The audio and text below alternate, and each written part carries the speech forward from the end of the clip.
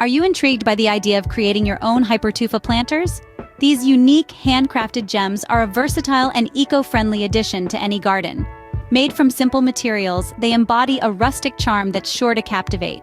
Stay tuned to learn how to create your own Hypertufa planters. Before we start, gather the needed materials. You'll need Portland cement, peat moss, and perlite for the mix. Don't forget water, a mixing tub for blending, and protective gear for safety. With all the materials ready, you're set to start creating your Hypertufa planter. Now it's time to get your hands dirty. First things first, we'll mix our materials.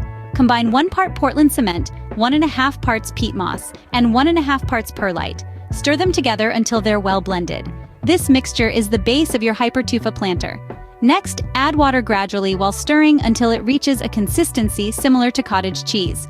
The mixture should clump together when squeezed, but not drip water. This is where precision matters. Now, the fun part. Shape your planter using a mold.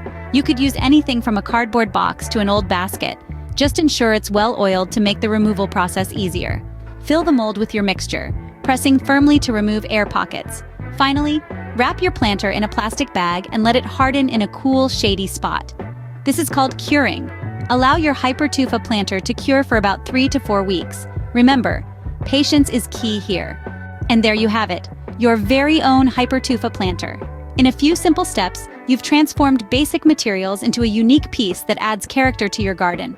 Imagine the satisfaction of seeing your plants thrive in a pot that's your own creation. This is the beauty of DIY. It's personal, it's satisfying, and it's just plain fun. If you found this guide helpful, show some love by hitting that like button and don't forget to subscribe to our channel for more garden DIYs. Happy gardening!